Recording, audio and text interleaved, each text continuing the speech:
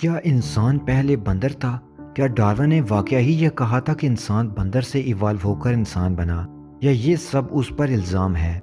अगर इंसान बंदर से इर्तिका पजीर होकर इंसान बना, तो बाकी बंदर लाखों सालों से बंदर ही क्यों हैं? इंसान क्यों नहीं बन गए? दोस्तों, आज की इस वीडियो में हम इस सेंसिटिव टॉपिक पर बात करेंगे कि डार्विन ने जो इर्तिका का नज़रिया पेश किया, क्या उसमें उसने वाकया ही यह कहा था कि इंसान बंदर से इर्तिका का सफ़र तय करके इंसान बना, या उसका नज़रिया कुछ और था?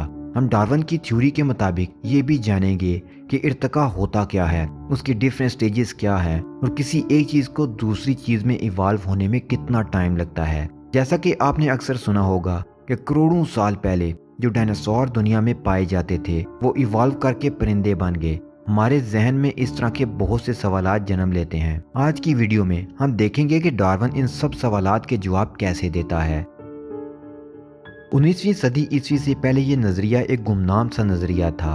1859 में सर चार्ल्स ने the origin of species by means of natural selection, यानी फितरी इंतखाब के जरिए अनवा का ज़हूर, ये किताब लिखकर इन नज़रिया को बाज़ाब्ता तौर पर पेश किया। इस नज़रिया को मानने वालों में भी काफ़ी इख्तलाफ हुए। दोस्तों, ह्यूमन एवोल्यूशन के बारे में जब भी बात की जाए तो लोग ज्यादातर यही कहते हैं कि बस हम नहीं मानते कि इंसान पहले बंदर था, हम पहले दिन से इंसान ही हैं और एवोल्यूशन नाम की कोई चीज एग्जिस्ट नहीं करती। और डार्विन झूठ बोलता है कि इंसान बंदर से इवॉल्व होकर इंसान बना।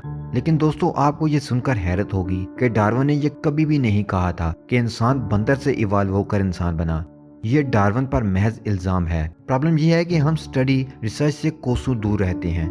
अगर किसी भी टॉपिक पर अपना फैसला सुनाने से पहले जरा सी रिसर्च कर ली जाए तो बात वाज़ेह हो जाती है। तो दोस्तों, पहले हम ये देख लेते हैं कि हमारी ज़मीन पर ज़िंदगी का आगाज़ कैसे हुआ, और फिर समझेंगे कि इंसान कैसे मारदे वजूद में आया। डार्विन की थ्योरी के मुताबिक आज से लगभग 2 अरब साल पहले किसी वक्त ज़मीन पर नमकीन समुद्र मौजूद थे, और फिर आहिस्ता आहिस्ता इस पानी के करीब काई नमूदार हुई। ये ज़िंदगी का आगाज़ था। ज़मीन पर समुद्र बनने से पहले ज़मीन बहुत गर्म थी, जैसे लावे का एक बड़ा गोला। लेकिन आज से 2 अरब साल पहले जमीन पर पानी, और बहुत ज्यादा पानी आ चुका था। ये पानी कहाँ से आया, इस पर बहस हम दूसरी वीडियो में कर चुके हैं। फिर 1 अरब 40 करोड़ साल तक ऐसे ही चलता रहा, लेकिन फिर समुद्र में ही सिंगल सेलुलर लाइफ ने जन्म लिया, यानी ऐसे जानदार जो जस्ट एक सेल पर मुश्तमिल थे।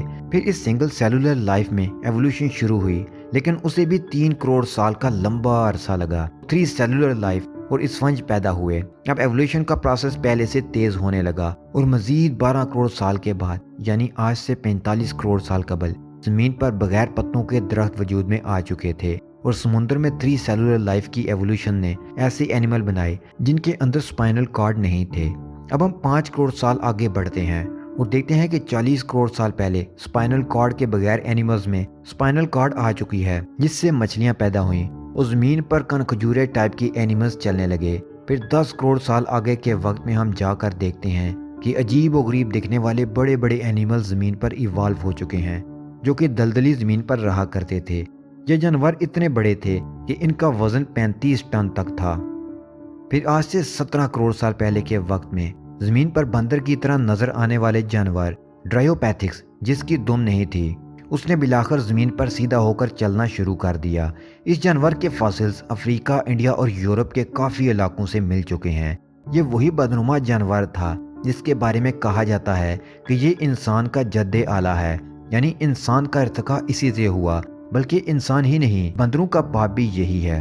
अब अगले 16 करोड़ साल तक जमीन पर जितनी भी जिंदगी इवॉल्व हो चुकी थी, उसने मजीद तरक्की करना जारी रखा, और आज से तकरीबन 70 लाख साल पहले के वक्त तक जमीन पर बंदर और इंसान की पहली नस्ल वजूद में आ चुकी थी, जो इतनी ज्यादा इंटेलिजेंट नहीं थी। लेकिन अब एवोल्यूशन का अमल और तेज हुआ, और अगले 50 लाख साल बाद, आज से 20 लाख साल पहले, इंसान की एक ऐसी नस्ल जमीन पर चलने फिरने लगी जिसका दिमाग बहुत तेजी से काम करने लगा और वो सोचने समझने लगा।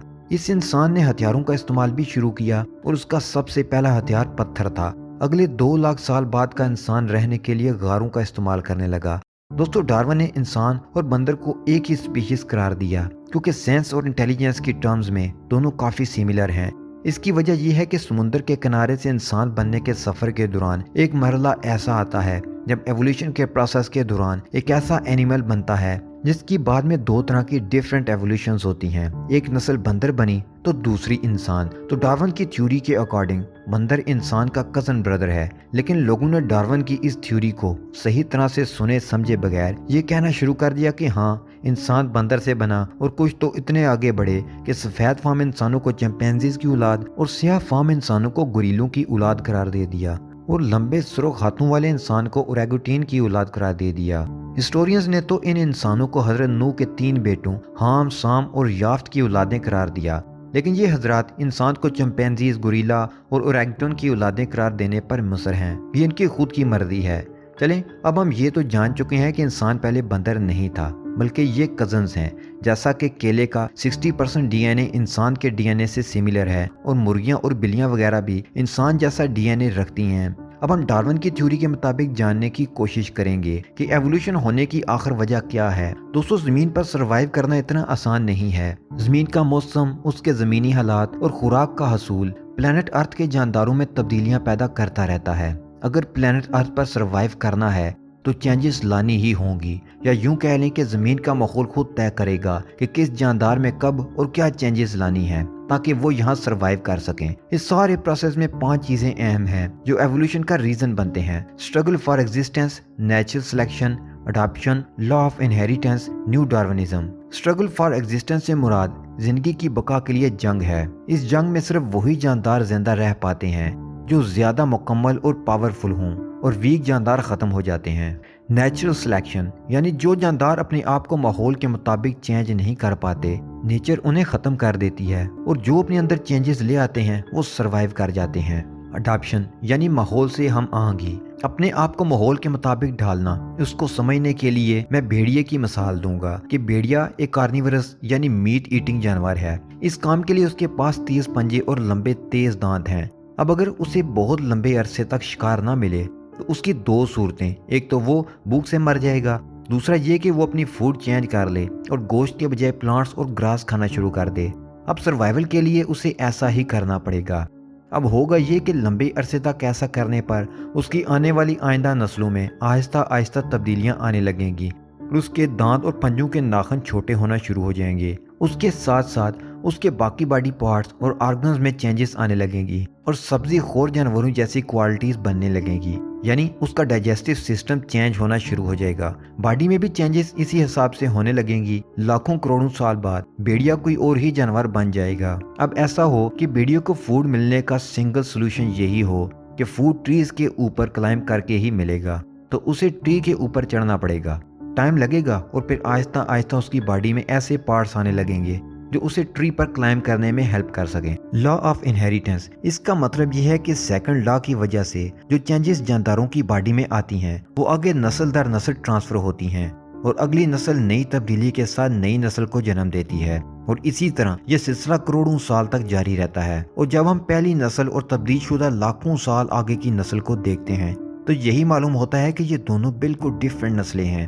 جیسے گدھا اور گھوڑا ایک ہی نوع ہے، لیکن گدھا اور گھوڑا اس لیے مختلف ہیں کہ گدھے کی فوڈ حاصل کرنے کی صورت بدل گئی، جس کی وجہ سے اب دونوں بالکل مختلف نظر آتے ہیں۔ نیو ڈارونزم، اگر ہم نیو ڈارونزم کی بات کریں تو اس کے مطابق جانداروں کا ارتقاء میوٹیشن اور ان کے جینز میں معمولی تبدیلی کی وجہ سے ہوا، اور دوسرا یہ ان میں سے وہی انواع باقی بچیں جو نیچرل سلیکشن کے مطابق سوٹیبل تھیں، یعنی survival of the fittest. Evolution کے اسی عمل سے گزر کر سمندر کے کنارے جنم لینے والی کائی اور زندگی آج ہمیں زمین پر کروڑوں اربوں اقسام میں نظر آتی ہے، اور جب تحقیق کی جائے تو ان کا سٹارٹنگ پوائنٹ اوریجن ایک ہی معلوم ہوتا ہے۔ کسی جاندار نے ناریل کے درخت کی شکل اختیار کر لی، اور کسی نے شیر کی، کسی نے رینگتے جانور کی تو کسی نے بندر کی، کسی نے کیلے کے درخت کی تو کسی نے انسان کی۔ ایوولوشن آج بھی جاری ہے، اور زمین کے کتنے ہی جانور تھے جو زمینی ماحول کے مطابق چینج نہ ہو سکے اور ختم ہو گئے، جیسے ڈائناسور، پرانے ہاتھی وغیرہ۔ آج کے جانداروں میں بھی ہم چینجز دیکھ رہے ہیں۔ انسانی باڈی کی ایوریج ٹمپریچر میں بھی کمی ہم نوٹ کر چکے ہیں، انسانی ایوریج ہائٹ بھی بڑھ رہی ہے، انسانی ایوریج ایج میں بھی اضافہ ہو چکا ہے، انسانی بچے اب عقل داڑھ کے بغیر پیدا ہو رہے ہیں، اور بچے کی پیدائش میں اب ماں کو پہلے سے زیادہ درد کا سامنا کرنا پڑ رہا ہے جو کہ پہلے کم تھا۔ انسانی چہروں کا چھوٹا ہونا، انسانی بونز کی تعداد کا بڑھنا، اس کے علاوہ اس مائکرو ایوولوشن کے نتیجے میں लोगों में एक ऐसी वेन भी पैदा हो रही है जो पहले बहुत नायाब थी। यानी इंसानी एवोल्यूशन का अमल रुका नहीं बल्कि आज भी जारी है। एवोल्यूशन का अमल क्योंकि बहुत स्लो होता है, इसलिए कोई ये नहीं कह सकता कि एवोल्यूशन हमें दिख क्यों नहीं रही। फ्यूचर में इंसानी बॉडी में इतनी एवोल्यूशन हो जाएगी कि आज का इंसान उसे आज देख ले तो यही समझेगा कि शायद ये इंसान नहीं, कोई एलियन मखलूक है। क्योंकि इस यूनिवर्स में सर्वाइवल की जंग में आने वाली इंसानी नस्लों को जो करना पड़ा वो करेंगी, और उसके नतीजे में जिस्म में तब्दीली आना नॉर्मल और लाजमी बात है। जैसा कि हम यूरोप के लोगों को देखते हैं तो वहाँ लोग वाइट स्किन और ब्लू आइज वाले हैं, लेकिन 10,000 साल ही पीछे यूरोप में जाएं तो तब यूरोप के लोग ऐसे नहीं थे। उस वक्त के यूरोपियंस ब्लैक स्किन के थे। 1903 में इंग्लैंड की एक गार से एक 10,000 साल पुराना इंसानी ढांचा मिला जो आप लंदन के नेचुरल हिस्ट्री म्यूजियम में जाकर देख सकते हैं। कुछ साल कबल जब उसका डीएनए निकालकर उसकी शक्ल और बॉडी बनाई गई तो सब लोग देखकर हैरान रह गए। इस आदमी का रंग खासा ब्लैक था और बाल भी ब्लैक थे। इंसानी डीएनए को देखें तो इसमें 3 अरब के करीब हरूफ हैं। इनमें से जस्ट एक वर्ड में इत्तफाकी तब्दीली रुनमा हुई, जिससे इस इंसान में बालों का कलर ब्लैक से सुनहरा हो गया और आहिस्ता आहिस्ता सारा यूरोप सुनहरे बालों वाला हो गया। आज से 10,000 साल पहले दुनिया के सारे इंसानों की आंखें ब्राउन कलर की थीं। फिर किसी एक बच्चे के डीएनए में OCA-T नामी एक जीन के अंदर म्यूटेशन हुई, जिसकी वजह से वो नीली आंखों के साथ पैदा हुआ। फिर इस बच्चे के बच्चों की आंखें भी नीली थीं। फिर जहाँ जहाँ इन बच्चों की शादियाँ हुई ये खसूसियात फैलती ही गईं। आज हमें यूरोप के ज्यादातर लोग सफेद रंग, नीली आंखों और सुनहरे बालों के नजर आते हैं, लेकिन 10,000 साल पहले ऐसा नहीं था। ये एवोल्यूशन का ही शख्साना था। तो दोस्तों, इस सारी डिस्कशन से हमने ये जाना कि डार्विन की थ्योरी के मुताबिक इंसान पहले बंदर नहीं था, बल्कि ज़मीन पर जिंदगी के पनपने के दौरान एक वक्त ऐसा आया जब इंसान और बंदर के कॉमन इंसेस्टर्स ज़मीन पर चल फिर रहे थे। फिर इनमें एवोल्यूशन का प्रोसेस जारी रहा और एक ग्रुप इंसान बन गया और दूसरा बंदर। ये तो था डार्विन का नज़रिया, जिस पर काफ़ी ज़्यादा इतराज़ात उठाए जाते हैं। इस नज़रिए के हामी भी हैं और मुखालिफ भी, और कुछ ऐसे भी जो इस नज़रिए के ज़्यादातर हिस्से को मानते हैं और किसी हिस्से को नहीं। जैसा कि होमो इरेक्टस के होमो सैपियंस बनने के बीच बहुत कम टाइम लगा, जो कि मुमकिन नजर नहीं आता और ना उसके सबूत अभी तक मिल पाए हैं। तो क्या होमो सैपियंस यानी जमीन पर आज पाई जाने वाली वाहिद इंसानी नस्ल जमीन पर एवोल्यूशन के नतीजे में नहीं बनी या कहीं और से जमीन पर आई? जैसा कि साइंस की नई तहकीकात और रिलीजन एक ही बात कर रहे हैं, इंसान होमो सैपियंस स्पेस से जमीन पर आए, हम इस जमीन पर एलियन हैं। रिलीजन कहता है कि होमो सैपियंस के जद्दे अमजद आदम और हवा को आसमान से सजा के तौर पर जमीन पर उतारा गया, जिसके बाद उनकी नस्ल जमीन पर परवान चढ़ी। और साइंस भी अभी तक होमो इरेक्टस और होमो सैपियंस के बीच का मिसिंग लिंक अभी तक नहीं ढूंढ पाई। दूसरा, साइंस ये भी प्रूव कर चुकी है कि हमारी बॉडी तो प्लेनेट अर्थ के मुताबिक है भी नहीं, न हमारा सोने जागने का साइकिल, न जमीन की ग्रेविटी, न हवा और न खुराक। ये कायनात बहुत बड़ी है। लाजमी नहीं कि हम इंसान सिर्फ सियारा जमीन पर ही पाए जाते हों। हमारी कहकशां में सूरज जैसे अरबों सितारे हैं, जिनके अरबों जमीन जैसे सियारे, और हमारी कहकशां जैसी अरबों कहकशाएं और इस कायनात में मौजूद हैं, और उनके कई खरबों जमीन जैसे सियारे। हमें बनाने वाला चाहे तो हमारी जमीन जैसी और कई जमीनों में इंसान जैसी मखलूकात पैदा कर सकता है और वहां से किसी और सियारे पर सफर भी कर सकती हैं। इंसान अपनी ताकत के मुताबिक स्पेस में मिशंस भेज रहे हैं कि कोई सबूत हाथ लगे। ये वो चीजें हैं जिनके बारे में अभी हम सिर्फ अंदाजे ही लगा सकते हैं। ये साबित तब तक नहीं हो सकती जब तक हमें कोई सबूत नहीं मिल जाता, और इंसानी एवोल्यूशन का सबूत हम इस दुनिया में देख ही चुके हैं और आने वाले वक्तों का इंसान भी देखेगा।